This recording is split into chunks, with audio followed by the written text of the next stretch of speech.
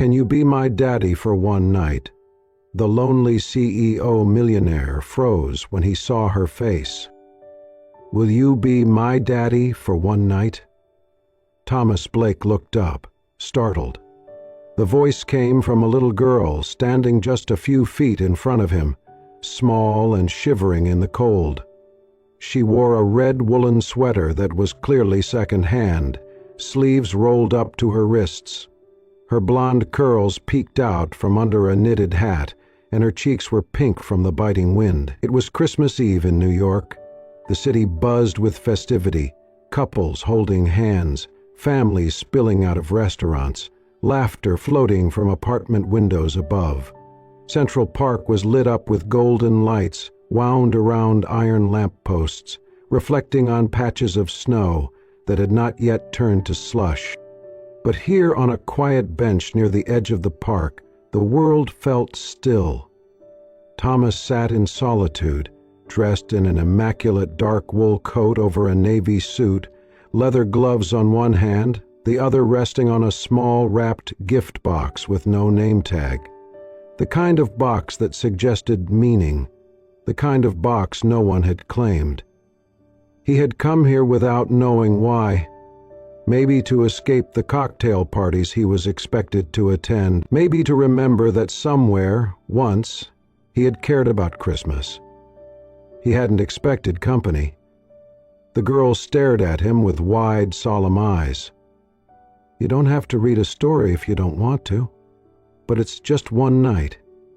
Thomas blinked, his brain catching up with the words.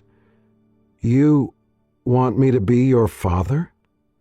"Only tonight," she nodded seriously. "Just until bedtime." He glanced around, expecting to see a parent chasing after her. No one, just snow drifting through the air and the sound of a distant saxophone playing Silent Night. "I am not really the kind of man who—" "You looked lonely," she interrupted, "like me." Her honesty pierced something sharp and buried. Thomas had built empires from silence. At 35 he had everything, the penthouse, the power, the name, but not the warmth. His phone buzzed with board meetings and buyouts, not calls from family. He had not heard someone say "Merry Christmas" without expectation in years. Yet this child, this little stranger in tattered boots, offered him something no one else had, a reason to stay. "What's your name?" he asked, his voice softer now. "Sophie," she beamed. "My mummy says I'm brave, and sometimes I make very good decisions." He held out her small mittened hand. Thomas stared at it. It was reckless. It was absurd. It was the first time in years he felt anything. He took her hand. Sophie's grin widened as she pulled him off the bench and led him toward the sidewalk. She didn't hesitate, didn't ask if he was sure, just walked confidently like this was the most natural thing in the world, like she had done it before. "Where are we going?" he asked. "To my house. We have dinner. Well, a small one. Mommy made chicken stew." Thomas hesitated at the street corner. "Does your mom know you're inviting strangers to dinner?" "She'll be okay once she sees you. She trusts me." "That seems unlikely." Sophie just giggled and pulled him down a narrow side street, then into a smaller alley where the buildings grew older, paint chipped and windows fogged. String lights blinked unevenly on one second-floor balcony. Thomas barely had time to register the outside of the tiny house before Sophie yanked open the door and ran in. A gust of warm air, scented with rosemary and something slightly sweet, brushed his face. The sound of sizzling from the kitchen filled the air. Then, silence. She turned. Thomas stopped cold in the doorway. Hannah, blonde hair pulled into a tired braid, sleeves rolled up, a smudge of flour on her cheek. Her eyes, still that stormy blue gog, widened as they landed on him. A plate slipped from her hand and clattered into the sink. For a long moment neither of them spoke. The wind outside howled like it knew what this moment was. Thomas found his voice first. "Hannah?" Her lips parted, but no sound came out. 1,000 emotions flickered across her face. Shock, disbelief, something dangerously close to panic. She finally whispered, "What are you doing here?" He looked down at Sophie, who was already kicking off her shoes. "She asked me to come. I didn't know." Hannah stepped forward, blocking the doorway with her body. "She's 3. She says things. You shouldn't have listened." Her voice had an edge now, sharper, colder, but underneath Thomas heard something else. Fear. Sophie tugged at her mother's sleeve. "Mommy, he's my Christmas daddy, just for tonight, remember? You said we should be kind to lonely people." Hannah's breath caught. Her eyes flicked between her daughter and the man who had once meant everything to her. Thomas took a step back. "If it's too much, I'll go." "Yes," Hannah said immediately, almost too quickly. "I think that would be best." But Sophie threw her arms around his leg. "No," she cried, her voice trembling. "Please don't go. He said he'd stay for dinner." "You said we should share, Mommy." Hannah crouched down, trying to gently untangle Sophie's arms. "Sweetheart, sometimes adults—" "I like him," Sophie insisted, looking up at Thomas with pleading eyes. "He didn't laugh when I said I wanted a dad." Thomas's heart twisted. He looked at Hannah. She was frozen, torn between instincts. Her eyes were glassy now. After a long beat, she stood and backed away, arms crossed tightly across her chest. "Dinner's getting cold, Heathers," she muttered. "Stay if you must, just don't get comfortable." Thomas stepped inside quietly, closing the door behind him. He didn't speak as he took off his coat. The house was humble, small, with peeling wallpaper in the corners and scuffed wooden floors, but it was warm, lived in. A faded drawing hung crookedly on the fridge. Sophie bounced into a chair and began humming a Christmas tune, entirely unaware of the storm lingering in the room. Hannah moved around the kitchen with practiced precision, her back to Thomas. He sat beside Sophie, silently taking it all in. Dinner was served: roast chicken, mashed potatoes, green beans, and a small bowl of cranberry sauce. Simple, homey, made with effort. The silence was suffocating. Thomas tried to focus on Sophie, who babbled about reindeer and the glittery snow globe she saw at the library. He smiled faintly, but his eyes kept drifting to Hannah, whose face remained carefully blank. Then came the moment. Sophie picked up her fork, examined her plate, and promptly scooted all the green beans to the far corner. She separated her potatoes from the chicken and chewed everything on the left side of her mouth. Thomas froze. He looked down at his own untouched green beans, his own perfectly sectioned plate, the same chewing habit right down to the side of the jaw. Something inside him shifted. He stared at Sophie for a beat too long.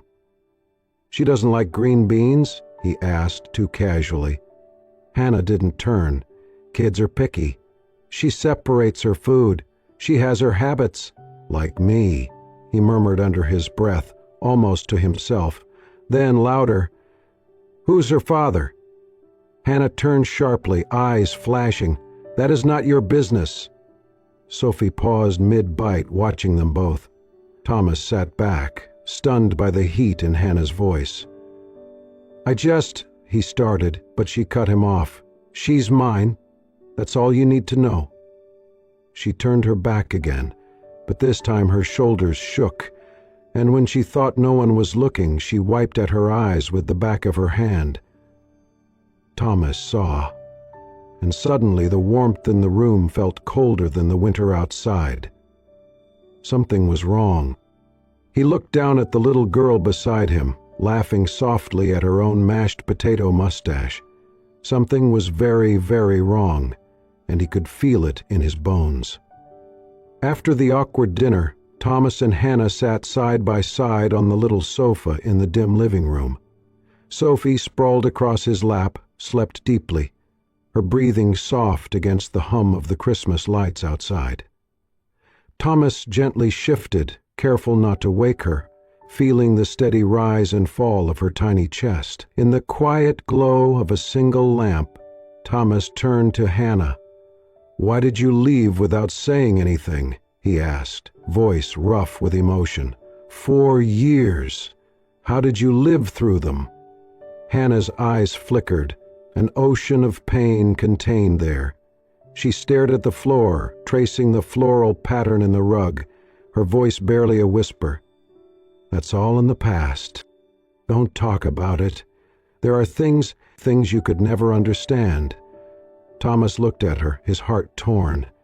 He tried to picture those silent years, her life hidden somewhere far from his penthouse, unknown, vulnerable.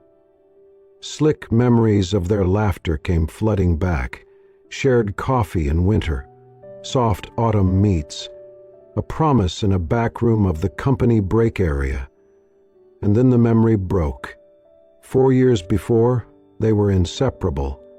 She was the security guard's daughter, full of light and tenderness. She tutored him when he struggled with algebra in college evenings. Slowly, their friendship turned into something deeper, a late-night world lit by street lamps and whispered dreams. When they started dating, she was careful to keep it secret. She knew what would happen when her father's face appeared on his car window, and she was right. One day her father suffered a breakdown at work. He was fired for insubordination that never really happened. Behind the scenes, the rumors had begun. His family's influence, his mother's disapproval. Thomas's mother had pulled strings to make the dismissal permanent. Her father's once sturdy pride wilted overnight. At home, Sophie's grandmother was ill, and her younger brother needed medicine. They sold the house. They moved into a cramped apartment in a distant neighborhood where no one knew Hannah's face or her story. Late one night, in a sparsely furnished room, she woke with shock. Pregnant. She didn't call Thomas. How could she? He was meant for better things. She would have crushed his life. So she didn't call. She pretended she was someone else, somewhere else. She waited. She kept silent. All that emotion, yearning, heartbreak, pride flooded back. Her tears threatened again.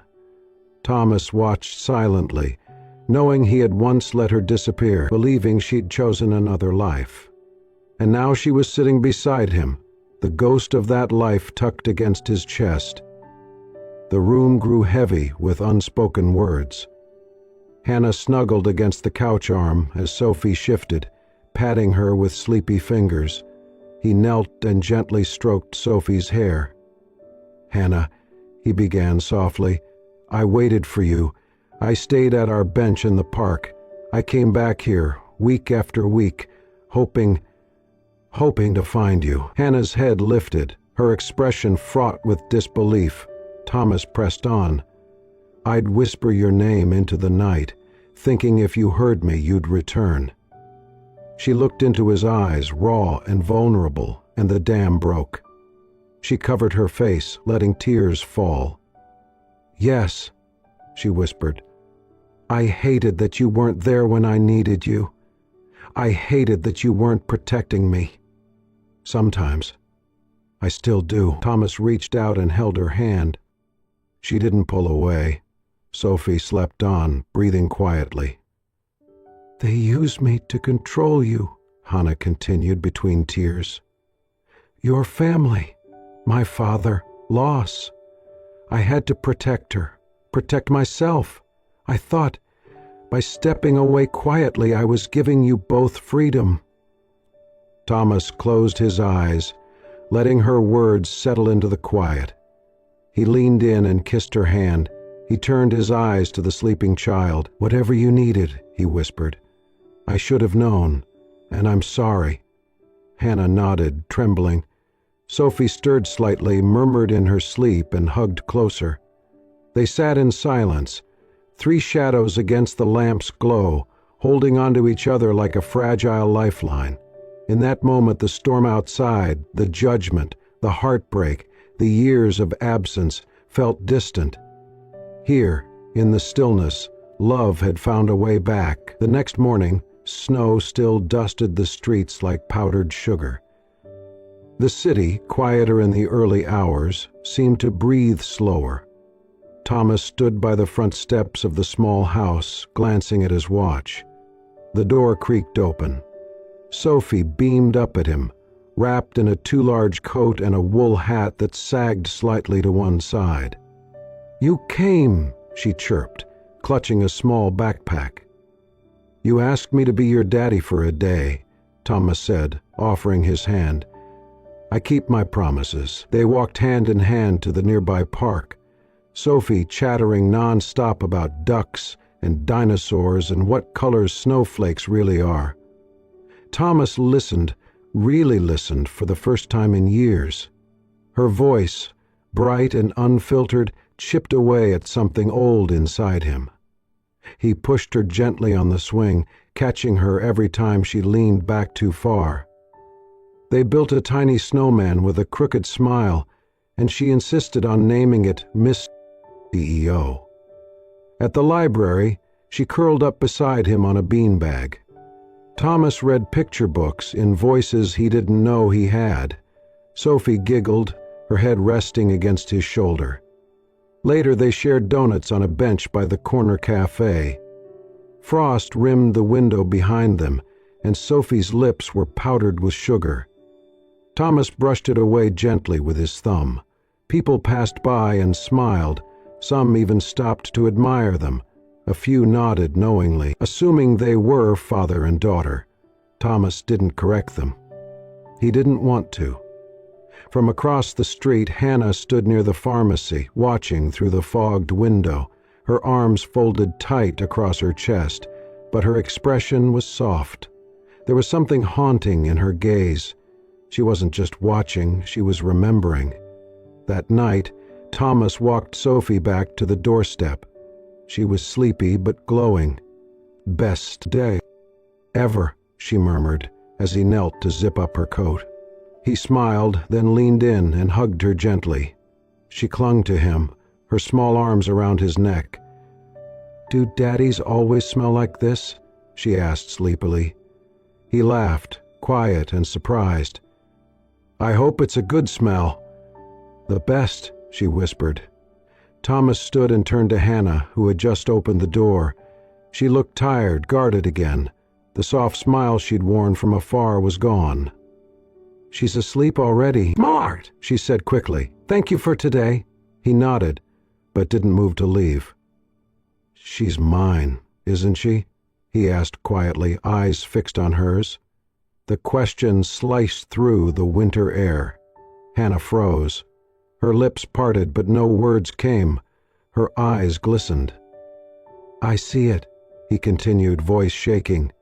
"In the way she chews her food, the way she tilts her head when she listens, even the way she holds a crayon. It's me. She's me." Hannah's fingers tightened on the doorknob. Her throat moved, trying to swallow the ache that had lodged there all day. "I don't want anything from you," she said, barely above a whisper. "I don't want your money. I don't want your pity, and I definitely don't want your world." Thomas stared at her, the pain unmistakable. "You think I wouldn't have wanted her? That I wouldn't have wanted you?" "You weren't there," she snapped, then caught herself, voice breaking. "And I couldn't let your family ruin us again." A long silence. Sophie stirred slightly in her sleep, her head resting against the doorway. Thomas stepped back slowly. "I'll go," he said. He hesitated for one last second, then turned and walked down the steps into the snow-covered street. Inside, Hannah closed the door and leaned against it.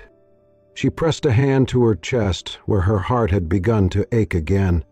She had done what she needed to do, but why did it feel like it was breaking her all over again?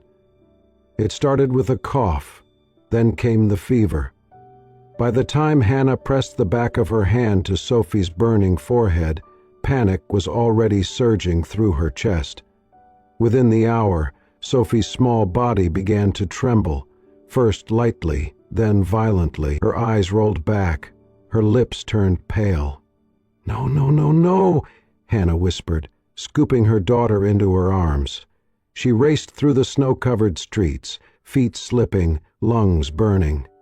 The hospital was only 4 blocks away, but it felt like a mile of fear. The ER lights were too bright, the nurses moved too fast, the doctors asked questions she could barely answer. "Has she had seizures before?" "No, never." "How long has the fever been this high?" "I don't know, please, just help her." An hour later, Hannah sat in the pediatric ICU waiting room, trembling. The doctor approached, holding a clipboard, his expression grim. "We've stabilized her for now, but her white blood cell count is dangerously low.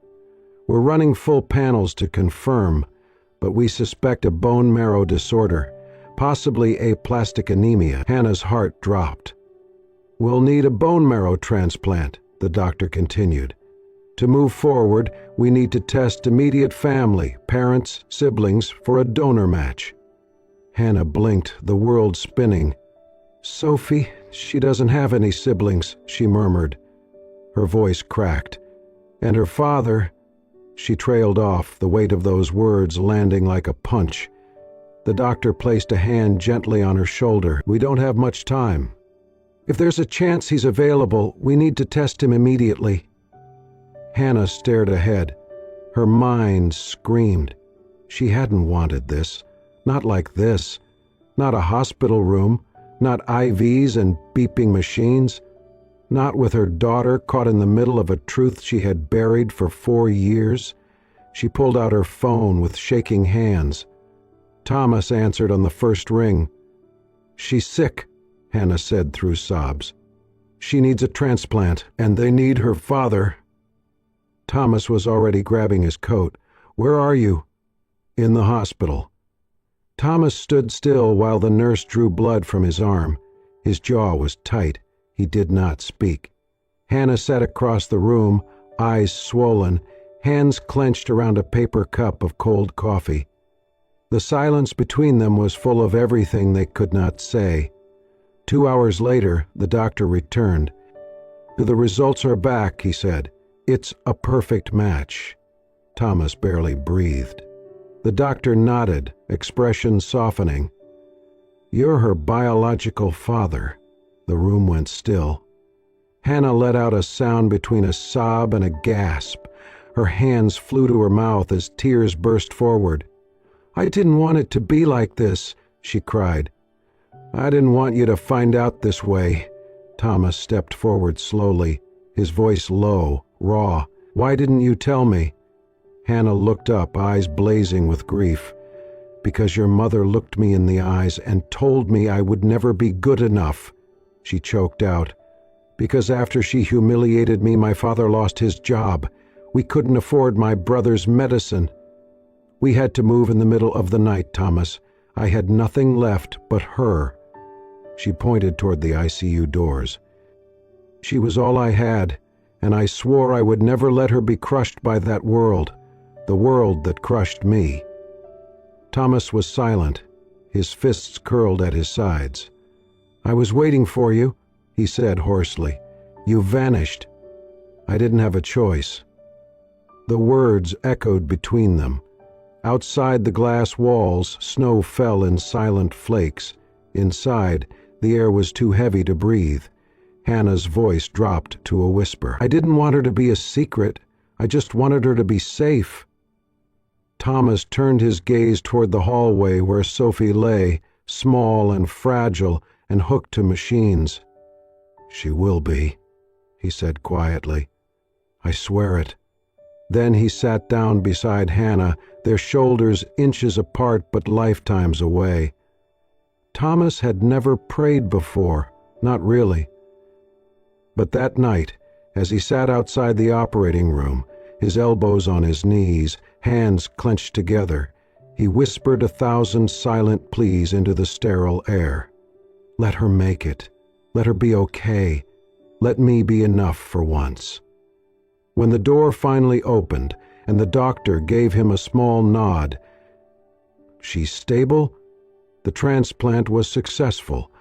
Thomas felt his breath leave his body in a rush, like he had been holding it for years. He did not go home. He refused the private room they offered. He stayed beside Sophie. She looked impossibly small under the hospital sheets, a bandage on her arm, cheeks pale but peaceful. Thomas sat in the chair beside her bed and began to read.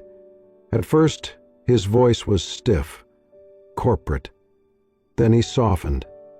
He read stories about dragons and little girls with capes. He changed voices, made sound effects. When Sophie stirred, barely awake, he told her gently, "I'm here. Daddy's here." And when she fell asleep again, he stayed. He did not move. Morning light spilled through the window, soft and golden. Hannah stood outside the door, watching him. Her hand was pressed against the glass, heart aching with something she had fought so long to silence. Inside, Thomas tucked the blanket higher under Sophie's chin, then leaned back in his chair, exhausted but still awake. He had not left her side, not once. Hannah wiped her eyes before stepping inside. Her footsteps were soft. Thomas looked up. She stared at him, eyes full, voice a whisper. "You could be the father she needs," she said. He opened his mouth, but she continued, her voice trembling. "But can you be the man I'd trust again?" Thomas stood, unsure how to respond. "I loved you," she said. "So much it hurt. And when I needed you most, I was alone. I know it was not all your fault, but you did not come for me." "I did not know," he said, voice hoarse. "Your mother said you left, that you moved on, and yours said I was nothing." The air grew thick. Thomas walked toward her. "Then let me prove them both wrong." Hannah looked at him, really looked, not the CEO, not the boy she once loved, just the man standing in front of her. Eyes red, heart open, full of fear and love. "I don't know if I can forgive you," she whispered. "I'm not asking you to," he said. "I'm asking you to let me try." Outside, the snow began to fall again. Not a storm, just a quiet blanket of white, softening the world. Inside, beside the hospital bed of the little girl who had brought them back together, something in Hannah began just slightly to melt. Thomas did not return with grand declarations. He returned with silence and action. While Sophie recovered, Thomas moved quietly through the world that had once revolved only around stock prices and quarterly gains. Now he walked through it with a different purpose. First he found the old house, the small one with peeling paint and a leaning porch, the one Hannah had grown up in, the one they lost after her father was fired. He bought it, not as a gift, but as a return. He restored the roof, fixed the windows, repainted the door the pale yellow Hannah used to love.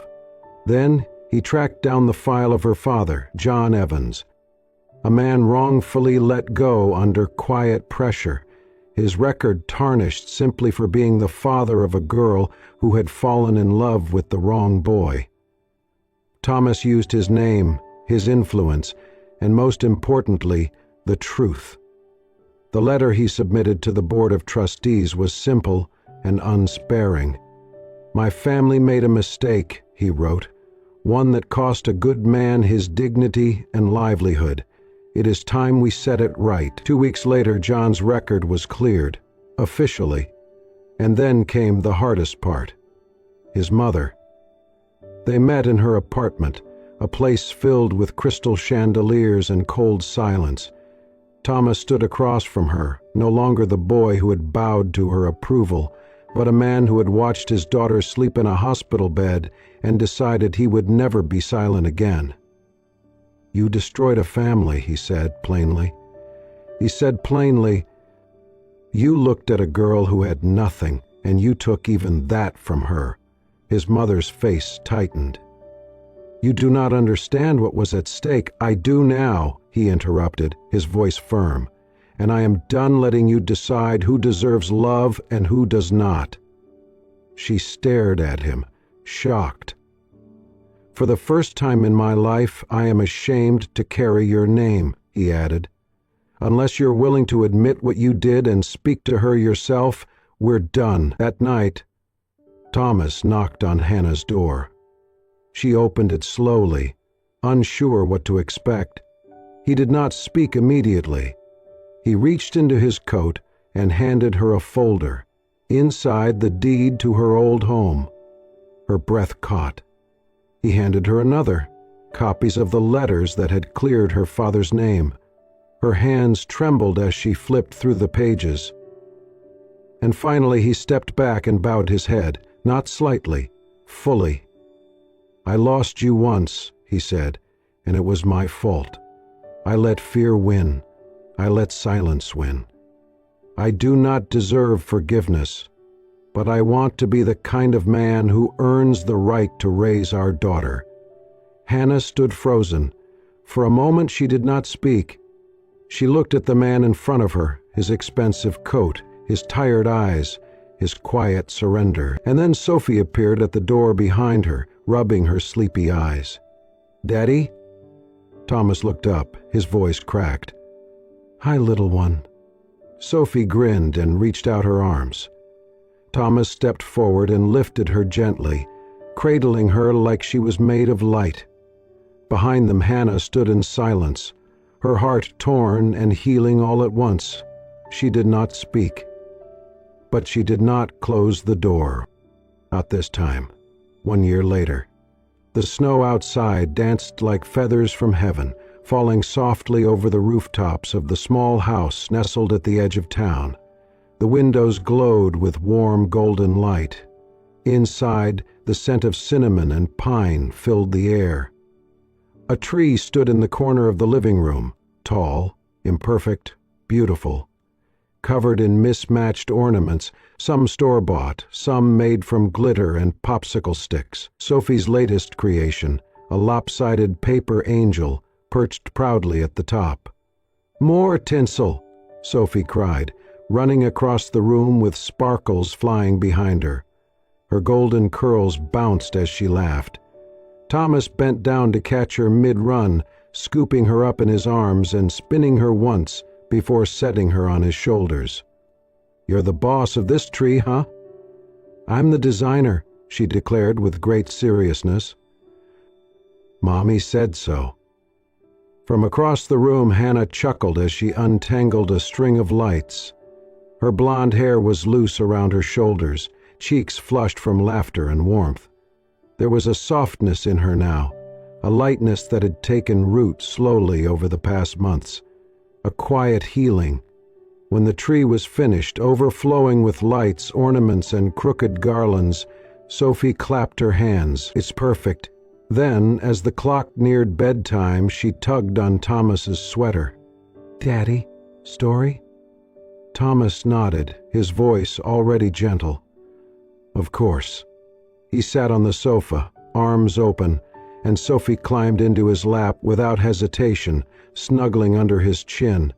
Hannah joined them, curling beside Thomas and resting her head lightly on his shoulder. He opened a worn picture book, one they had read many times before, and began, "Once upon a time, in a land not too far away." His voice was steady, soothing. A tone he once reserved for boardrooms and negotiations now filled a small living room with comfort and magic. As he read, Sophie's eyelids began to flutter. Her little fingers clutched the corner of the page, and her breathing slowed. Halfway through the story, Thomas paused. He looked down at the child in his arms, then at the woman beside him, and for a moment, time stood still. "I used to think silence protected people," he said quietly, "that if I stayed quiet, if I stayed distant, I could keep myself from breaking." Hannah looked up at him. "I lost everything once, because I did not fight, because I did not speak, but I will never make that mistake again."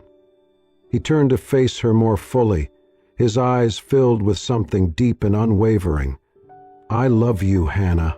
I love her, and I will say it every single day for the rest of my life." Not in grand speeches, just Bilate showing up and staying. Hannah blinked, her throat tightening. Sophie stirred slightly in his arms, murmuring in her sleep, "Daddy." Thomas smiled, brushing a strand of hair from her cheek. "I'm right here." Outside, snow continued to fall. The world was quiet, peaceful. Inside, 3 hearts beat as one. There were no fireworks, no dramatic declarations, just presence, just warmth. Just a man who had once believed love was too fragile to hold, now holding it tightly against his chest.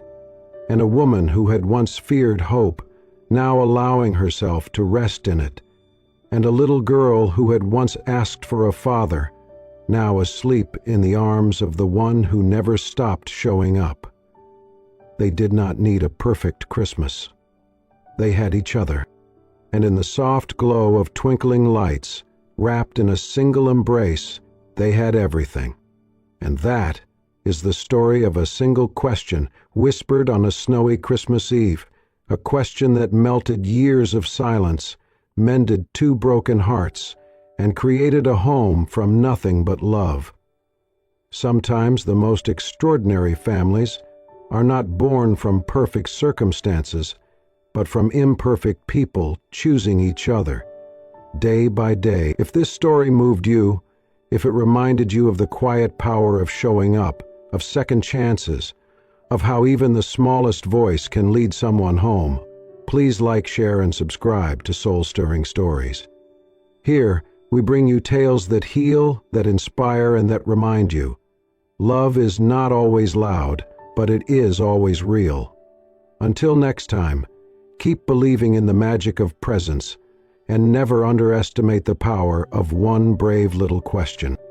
Will you be my daddy, just for one night?